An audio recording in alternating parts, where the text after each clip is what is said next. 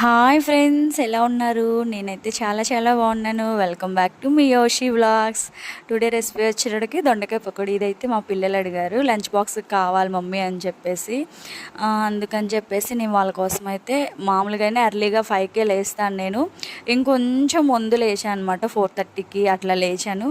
లేచేసి నా పనులు నేను చేసేసేసుకొని ఈ హాఫ్ అన్ అవర్లో వాషింగ్ మిషన్ వేయడం అని ఎక్సెట్రా పనులన్నీ ఉంటాయి కదా, 5కి స్టార్ట్ చేశాను అనమాట. దొండకాయలు అయితే పొడవుగా కట్ చేసుకున్నాను, నేను సన్నగా పొడవుగా కట్ చేసేసేసి ఆయిల్ అయితే కాగనిచ్చేసి డీప్ ఫ్రైకి సరిపడా ఆయిల్ అయితే పోసుకోండి ఫ్రెండ్స్. లేదంటే మనం కొంచెమే పోసేస్తే క్రిస్పీగా రాదనమాట.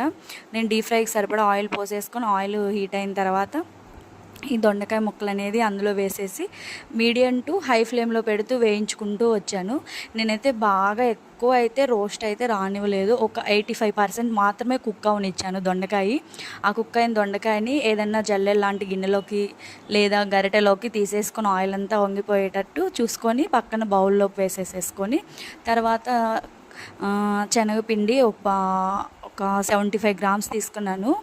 ఎందుకంటే 100 గ్రామ్స్ తీసుకుంటే మనకి ఎక్కువైపోతుంది. నేను వాడిన దొండకాయలు వచ్చేటప్పటికి నేను 1/2 కేజీ మాత్రమే యూజ్ చేశాను, ఎందుకంటే వాళ్ళకి మాత్రమే కదా. అందుకని చెప్పేసి ఒక 1/2 కేజీ మాత్రమే తీసుకున్నాను. అందుకు శనగపిండి వచ్చేటప్పటికి 75 గ్రామ్స్ తీసుకున్నాను నేను. అందులో కొంచెం గరం మసాలా, అలాగే ఎండు కారము, ఉప్పు కొంచెమే వేసుకున్నాను ఫ్రెండ్స్. ఎందుకంటే పిల్లలకి కదా, మరీ ఎక్కువ స్పైసీగా చేసినా తినలేరేమోనని చెప్పేసి బాగా కన్సిస్టెన్సీ అంతా వచ్చేటప్పటికి మనకి బజ్జీ వేస్తే ఎలా ఉంటుందో మిరపకాయ మునిగేటట్టు అట్లా ఉండాలి. ఆ దొండకాయ ముక్కలు డీప్ ఫ్రై చేసి ఈలోపు చల్లారిపోయినాయి కదా, మనం పక్కన పెట్టుకున్నాం కదా. సో అవి ఈ శనగపిండిలో కలిపిన తర్వాత వేసేసి అదే ఆయిల్లో పకోడీలాగా వేసేసుకుంటూ మీడియం ఫ్లేమ్లో పెట్టి వేయించుకోండి ఫ్రెండ్స్. ఎందుకంటే హై ఫ్లేమ్లో పెడితే మాత్రం క్రిస్పీ రాదు, తొందరగా మాడిపోతుంది. ఎందుకంటే మనం శనగపిండిలో కలిపి వేస్తున్నాం కదా మళ్ళీ పకోడీలాగా. సో అందుకని చెప్పేటప్పటికి నేను మీడియం ఫ్లేమ్లో పెట్టే యూస్ చేసుకున్నాను ఫ్రెండ్స్.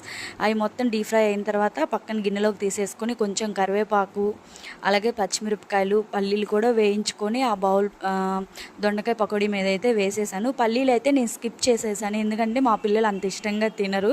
సో నేను పల్లీలు అయితే వేయలేదు ఫ్రెండ్స్. పల్లీలు కూడా వేసుకుంటే చాలా చాలా బాగుంటుంది.